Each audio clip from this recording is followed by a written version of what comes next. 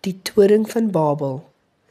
Lang gelede, na die groot-vloed, het mense weer die aarde begin vul. Almal het dieselfde taal gepraat en saam op een plek gewoon. Die mense het besluit om 'n baie hoë toring te bou.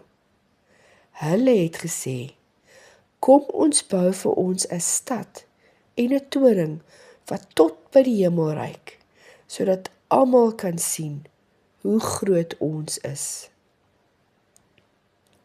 Hulle wou beroemd wees en sterk wees op hulle eie, in plaas daarvan om God te vertrou. God het na hulle gekyk en gesien wat hulle doen. Hy het geweet dat wanneer mense hom vergeet en net aan hulle self dink, dat dit probleme bring. Toe het God hulle tale verander. Skielik kon hulle mekaar nie meer verstaan nie. Hulle het teen mekaar geraak en opgehou om die toring te bou.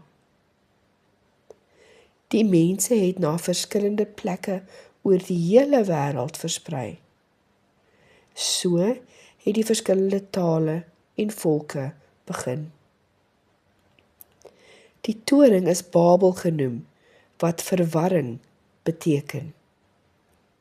Hierdie verhaal leer ons iets baie belangrik. God wil hê ons moet hom vertrou en nie ons eie trots nie. Wanneer ons na God luister en in sy weë wandel, help hy ons om in vrede saam te leef. Amen.